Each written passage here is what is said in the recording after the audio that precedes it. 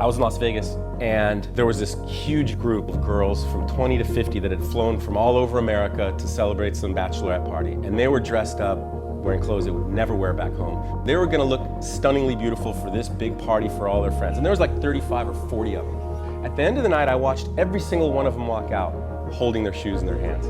Not one girl was wearing her shoes. I thought there's gotta be a better way.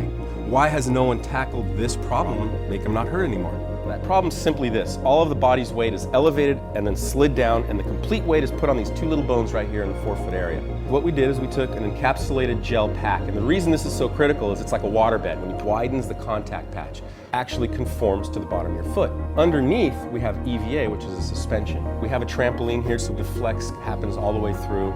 There's also the upper, the vamp area. The leather typically holds the foot back, so now you have a massive pressure point on top. And to mitigate that, we use a technology called Liquicell. If this is the vamp and the leather's here, when the foot comes up, it cannot touch it. There's actually a liquid barrier, so you don't get that biting feeling, you don't get that red mark. When you're in our shoe, whether it be a 3-inch, a 4-inch, or a 5-inch, it's a beautiful shoe, but you're actually floating on gel, suspended with EVA, and encapsulated with liquid on top. And so your foot is literally suspended. The end result is it does not look like a comfort shoe. They're handmade, they're leather, they're gorgeous, and that's the idea, is high technology meets high fashion. So there was a discovery about a year or so ago. They found a shoe in Armenia. It was about 5,500 years old, which is older than the pyramids, it's older than Stonehenge. It's old, it's the beginning of civilization. And that shoe was similar in construct to a modern day shoe. It had a leather upper, it had laces, it had more of a rigid bottom, and it even had a separate between a left and a right. And the thing that struck me is that how can something that's 5,500 years old be at all relevant today? And as I started to look into the industry and how shoes are designed and how they're made, I came to realize that there is no evolution.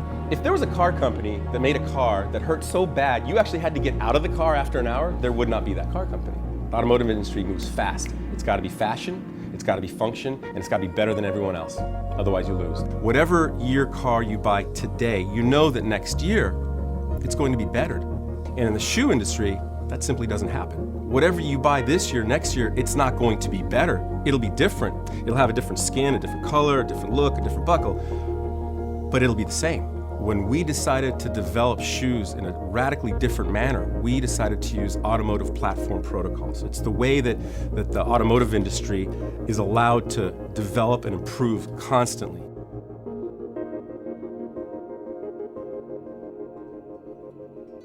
Our podiatrist said you need a footbed, something that holds the structure of the foot, arch support, heel support, anti-splay, anti-fatigue. We also integrate our patented technology, which is a heel cutout, and it has an EVA insert that goes inside. We have the board last with the flex points, and then of course our 3-piece anatomical removable footbed.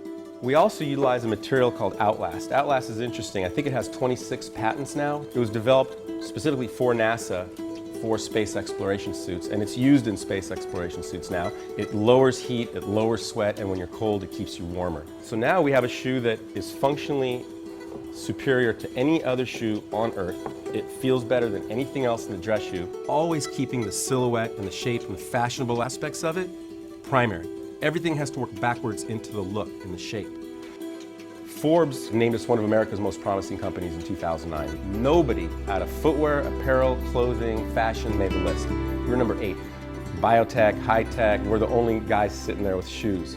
And I think what they saw was that we're a disruptive brand.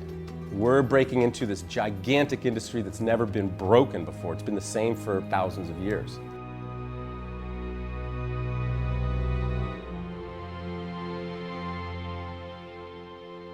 There are known brands, and there are loved brands. As an example, General Electric is a brand everyone knows. Apple Computer is a brand everyone loves. And our goal is to become a loved brand. And what we've done to execute that is we're making a product that's arguably a lot better than anything out there. We're gonna make sure that our consumers experience something that they've never felt before and that they're excited about it. We're reinventing the concept of luxury. That is what differentiates us as a brand. And that's why our shoes are so radically different than everything else out there on the marketplace.